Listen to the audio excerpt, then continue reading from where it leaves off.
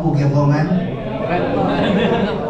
We welcome you here in our humble church, small church ministries po. My name is Chris Del Santos, one of the servant pastor dito po sa small church ministry. Together with me is Pastor Joseph. Andun po siya sa likuran, nagtetek. And on behalf po of our head pastor, Pastor J. Duque, we want to welcome you all.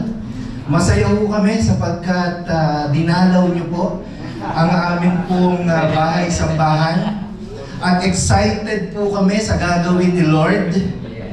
Hindi lamang sa araw na ito, kundi dahil punong-puno po ng mga lingkod ng Diyos ang tahanan ng Panginoon sa lugar na ito. Alam po namin that God will pour out His blessing, His mercy, and His presence in this place. Masaya po ang aming mga puso at nag-uumapaw sapagkat napili niyo po ang aming pong bahay-sambahan upang pagdausan po namin yung pong monthly meeting. And welcome po sa inyong lahat at binubuksan po namin ang aming pong ministry. Kapag kailangan ninyo ng prayers, kailangan po ninyo ng suporta ng small church ministries, you are all welcome here. Ano po? Can I take this privilege po to open us in a word of prayer? Can we all stand in the presence of the Lord? Thank you, Jesus.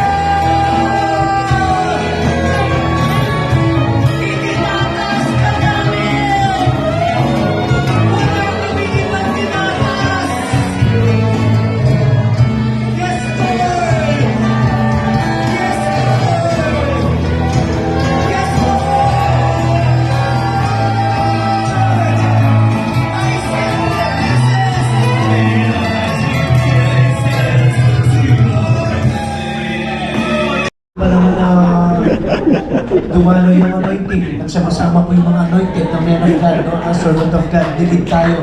Muli natin palakpakan po yung mga nanguna po sa atin na worship team ng MCMM. And also, good morning po. Shalom to everybody. Kayo po ay welcome sa gawain po ng Mabalacat City Ministerial Movement. Amen. Nais ko pong i-recognize lahat po na nandito na pastor, lingkod po ng Diyos. Malaya po kayo, ito pamilya po natin sa Mabalacat. And of course, gusto ko rin welcome po, nandito po yung mga kapatid natin, Pastor Harold, no? Kanina po na, ayan po, sa hello po, kung nandito po kayo. And Pastor Oral, nandito po, from Hong Kong, diba? Okay? And also, we have the JOB pastors here. Nandun po. Thank you so much po. At nandito po si Pastor Joel Cruz, no? Nasa po from BIL. Ayun, Pastor, ha? At lahat po. Yes, at saka meron pong representative at saka yung pong pastors po ni Missionary Manjo Kim, no? Kung kilala po niya, yun po, palakpakan po natin. At lahat po muli naming wini-welcome po and thank you for the yung pong small church yet big. Ano po yan no? Salamat po sa pagpapaunlak po ninyo, pag-welcome po ninyo sa family po ng MCMM po dito sa church po natin dito. And of course, this small church is also part of the MCMM family. Palakpakan po natin.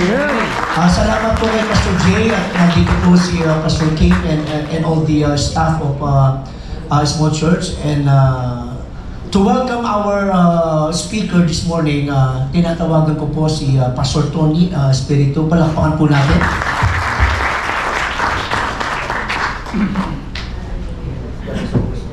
Praise God. Thank you po. Ako po inatasan upang ipakilala ang ating devotional leader sa umaga pong ito. Supposedly, alam natin, in-announce po natin kung sino ang ating speaker, pero fortunately, kasama din po natin ang isang pastor po natin. Ito po ay lingkod ng Diyos. Itong dalawang pastor na to na pinakilala kanina, Pastor Harold at Pastor Oral, ay mga kaklasiko po sa Bible School. Kung meron kaming pinagmamalaking tatlo ay yung patuloy na connection namin sa isa't isa at pare-pareho kaming nanatili sa ministry. From Bible School to ministry, hanggang ngayon po, pare-pareho kami nasa ministry, nag-uugnayan po kami. And once in a while po, nagzo-Zoom meeting kami, nagdadalanginan po kami sa isa't isa para masustain po yung ating paglilingkod sa Diyos. Amen? So kailangan po natin ang panalangin ng bawat isa. At nagkasundo rin sila kanina na ipasa po yung bola sa isa. So sa umaga pong ito, ang ating dalaw na tagapagsalita ay nakapagpahinga lamang for few weeks sa Pilipinas, pero po siya po ang ating pastor doon sa Hong Kong, One Faith Worship Center International. So let us all welcome Pastor Oral Guevara.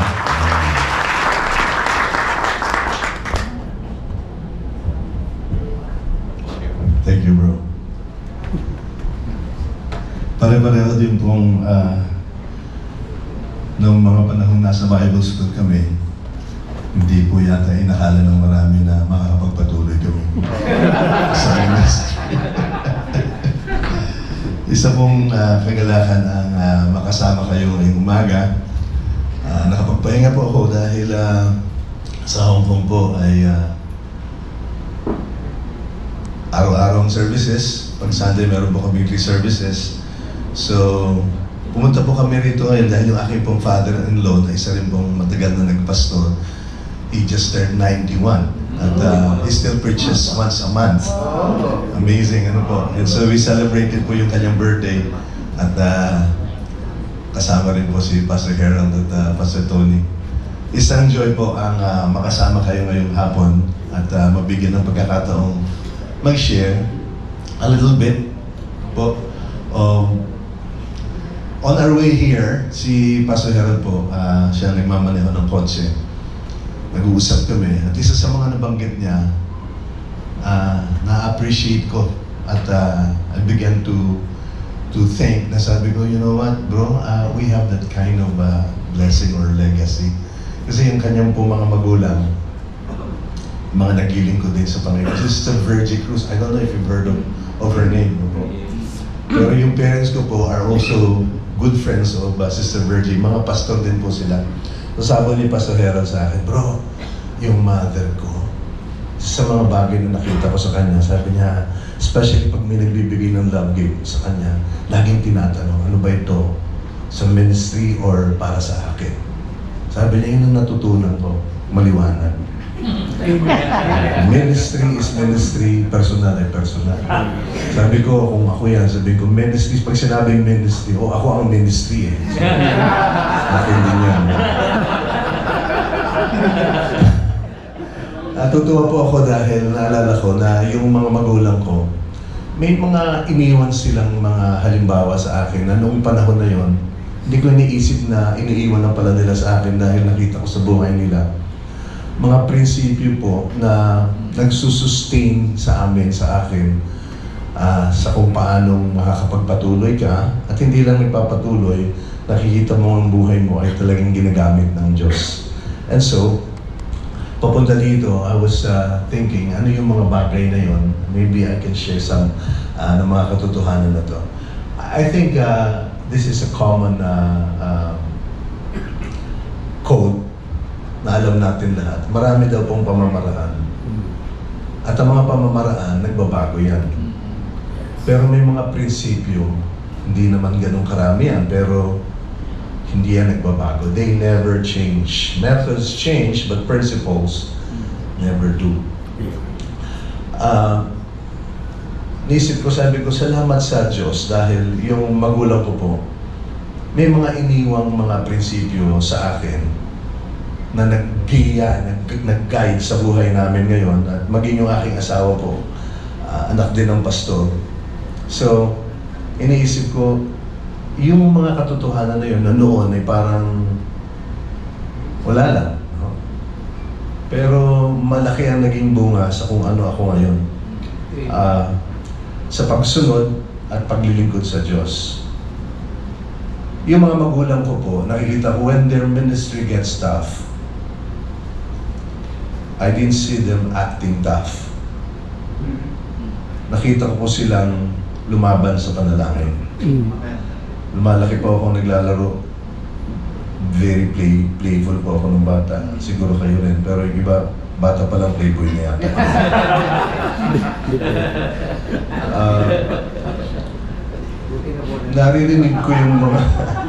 Naririnig ko po yung mga pinag-uusapan ng mga issues sa church.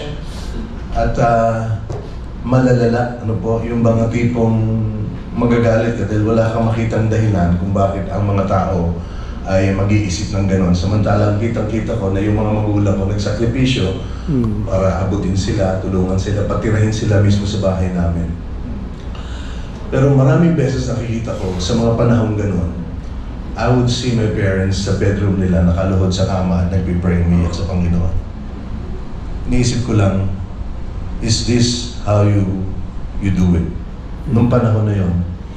Ngayon ko na lang inisip yun. Sabi ko sa inyo noon, hindi ko po iniisip yun. Pero ay naalala ko, habang nag-decide na rin po ako na mag-involve sa ministry. Pero yung mga larawan na yun, nag-stuck sa aking memory. I will always hear my mom tell me, anak, matuto kang manalangin. Laging sinasabi ng magulang ko na ang nagsusustain lang sa kanila, yung kanilang ganong klaseng kaugnayan sa Diyos. And I would hear yung aking magulang aawit sa panahon ng kanyang devotion. Ewan ko kung alam niyo pa yung mga hymns, no? Kung may mga kumakanta pa sa inyo ng mga hymn. Meron pong isa na hindi ko makakalimutan, give it to the Lord in prayer. Kakantahin ng nanay ko yan, you know, are you tired and heavy laden? Tama ba? Take it to the Lord in prayer. And I would also see them read their Bible every morning. Every morning. Yung mga prinsipyong yun, hindi lang sinabi sa akin at saka yung kapatid ko po ngayon, nagpapastora din yung kapatid ko sa Santa Cruz, Zambales. Pinakita sa amin. That was a big blessing. That was a very big blessing. prinsipyo. So as I thought about a principle-centered life, meron po tayong titingnang basihan na pwede nating pagkakuhanan ng mga mahalagang prinsipyo. And I think to many of you, ito po ay hindi bago, pero I think it's good for all of us to be refreshed, be reminded, kasi this would serve as foundations that will build a strong structure para hindi lang tayo maglingkod sa hanggang sa kung saan, kundi hanggang sa makita natin ang Panginoon. Amen. I'd like to turn to the life of David. At this point, I'm sure na alam niyo ay makikita po yan sa New Testament na po.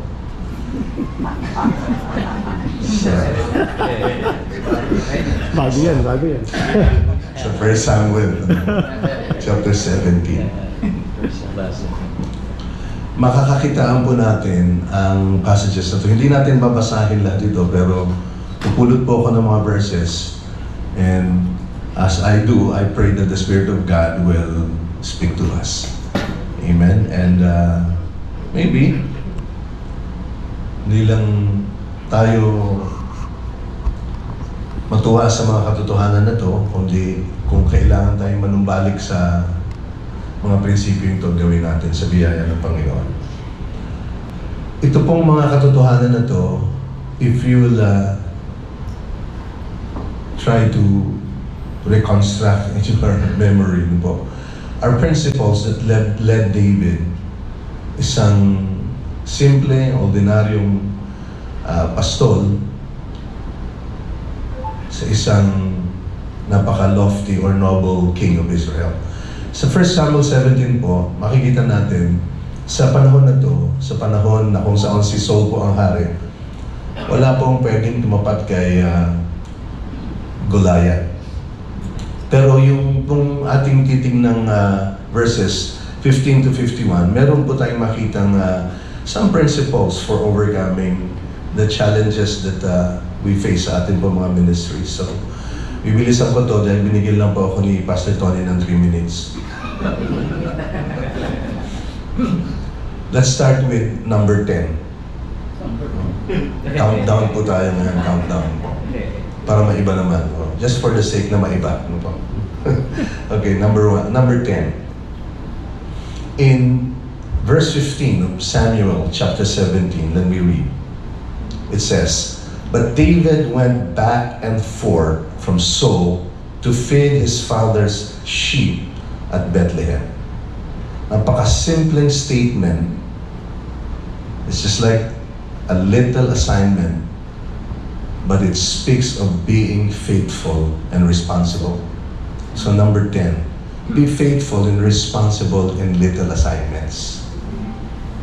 Kahit gaano katagal na tayo sa ministry, at gaano katagal o kalayo o kataas man ang abutin natin in terms of yung ating pong position ngayon, this still holds true. This still holds true. Being faithful. Napakasimpleng statement. You wonder why would a verse like this, find its way sa storyang ito. Well, I believe it's teaching us this principle. It's teaching us this principle. Be faithful and responsible in little assignments. Lumaki po ako sa church. Nung nagpastor po yung tatay ko sa probinsya, galing po kami sa city, sa Olonga po. I was 1 year, grade 1 po ako. Grade 2 na pala, grade 2. At na-assign po ako ng tatay ko na mag-ayos ng aming pong bahay. Nagta-transform po yung sa church every Wednesday, Friday, and Sunday. House church siya. Ako po yung lalaking anak, so ako po yung taga-ayos noon, kasama ko yung tatay ko. Maraming iba pang mga bagay na ginawa ko, pero yung hindi ko malilimutan, elementary hanggang high school, ginagawa ko lang po yung lagi. Na-enjoy ko kasi kasama ko yung tatay ko. May mga panahon, pag may mga kumakalat na, hindi po membro mga daga, haharangan namin ng tatay ko yung lugar na pwedeng pumunta yung daga at dalawa kami po ang huhuli dun sa daga. So, marami po akong memory na naaalala ngayon na naging fan yung pong aming ginagawa Pero nakita ko na hindi ko alam na that taught me to be just faithful and be responsible in those little assignments. Number 9.